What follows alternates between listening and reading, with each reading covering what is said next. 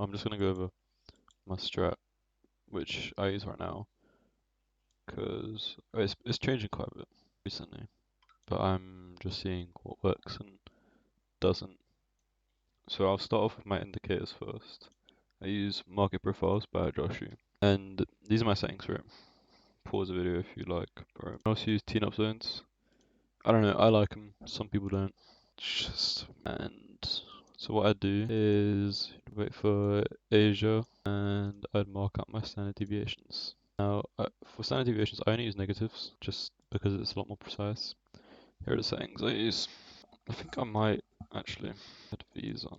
Fuck. Just gives it a bit more range. Did not mean to press that. So got these, and then you want to actually mark up midnight as well, which already gets marked on market profiles. But if you don't want to use it, then if you don't want to use it, this is all UTC -4. Asia is 8 p.m. to midnight. Mark out midnight.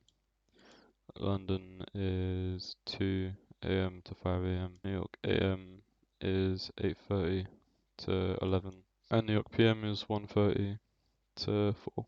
Anyways, so also mark out the high and low of London, and also some clear manipulation. Now, using standard deviations, your chart's going to be quite messy, like messy.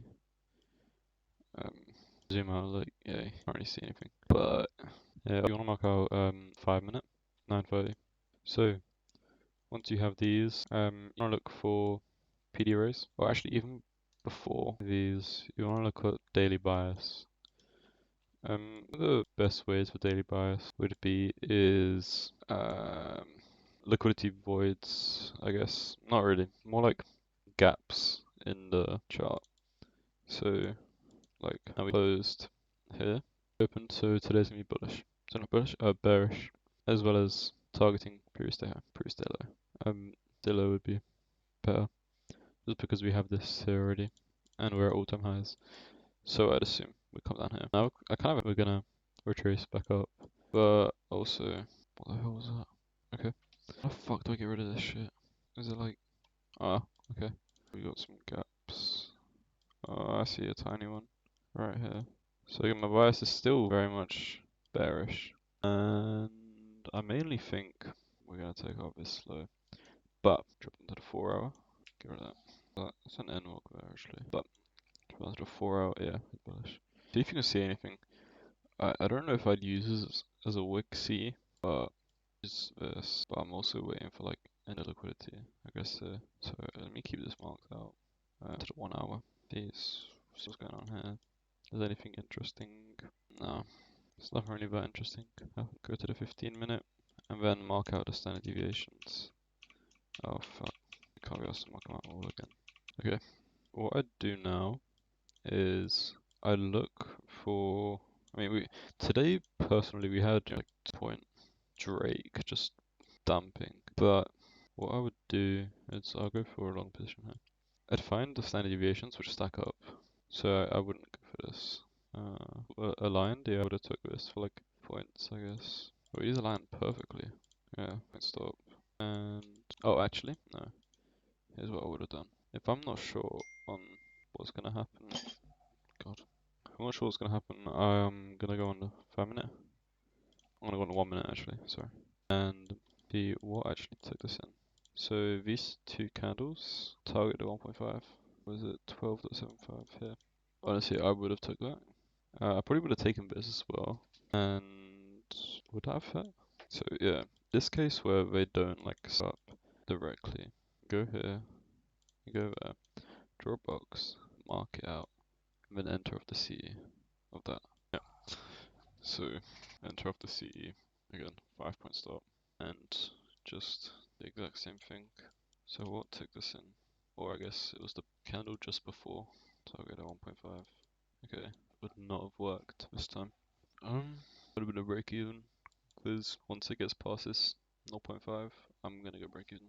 So what else? We had, I guess, sort of these three down here. Actually, you know what? I do not want these, because these don't actually get hit that often. And also another good thing is to use previous day standard deviations, because it is still part of the data which is being shown. So using that like the day before. Wait, let me just fuck. Okay. London to low. This manipulation. And then 930. So like using these, you know, it's pretty messy. But oh, actually one more thing I forgot to say. Fucking volume profile. Mental. This is really good for like I'll go into it a bit more. So these periods here. So you got high which comes out more and low which goes in more. These ledges or LVNs, these are good for entries. And these bonds are good for like stuff like that. You know, interest. But here you'll typically have like a consolidation at the high ones. I'm gonna go into like why that is, but the most important part is like ledges are entries. To be fair, that's all you really need to know. Here I had today 430. No, it's actually 425 marked out, and I forgot to set my fucking limit here. But the reason for this was because we had a ledge. So I don't know why this is doing that. Had a ledge here.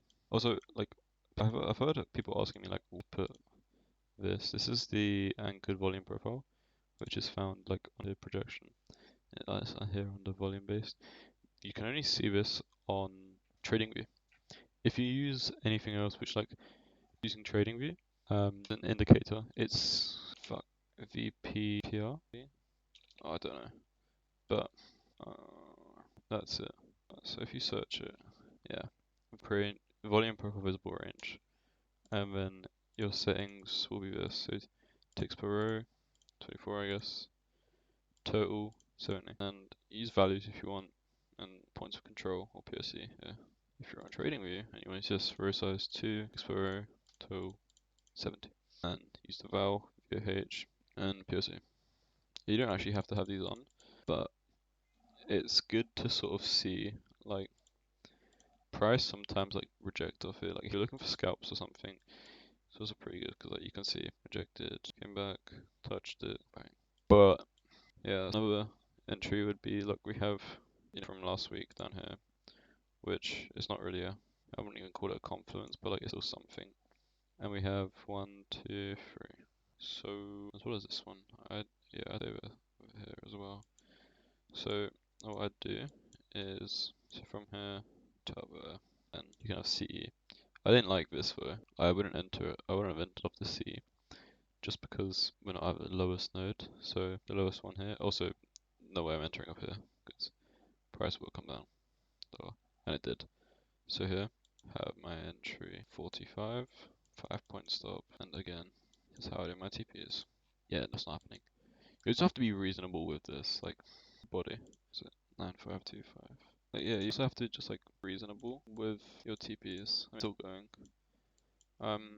Off. Yeah, and also we swept previous day low because previous day low was here. Oh, another thing as well, we had a massive SMT as well with ES. That was it, like that SMT. Actually, what are these? Oh, no thanks. Wait, but like 14, or even like I see this, I will just like to 1 to 9. I'd happily take that. Like 1 con, maybe I'd enter 2, 3, 2 cons. I'd enter. I mean, if it was on my life, I'd enter like 3 or 4. But the reason why I didn't actually take this was because I was waiting for an entry trigger, and I didn't see how quickly we just dumped, like how we were just going, and I was cleaning my hot tub, so I forgot to put my entry here. But yeah, way of saying like if TP is like ridiculously high, I wouldn't call this ridiculous, but just the fact is it's late PM and this is ongoing like every day. It's just gonna wait for a swing high to be formed. But actually, more than likely, I probably would have take like here I was in. But even if I didn't, like still going now, I'd wait until yeah my TP would be there. So like that's 50 points. That's still pretty good. Is it 50? Yeah. That's a 1 to 10 then. Sorry, what? No, it's not 50 points. My bad. I'm retarded. Yeah, I think that's about it. Like, standard deviations with PD arrays work really, really well. These here. But, yeah, standard deviations, volume profile, or standard deviations stacking up to each other, volume profile, bang. As well as I guess another thing on like high impact news, data highs and data lows. It's so good, but that's about it.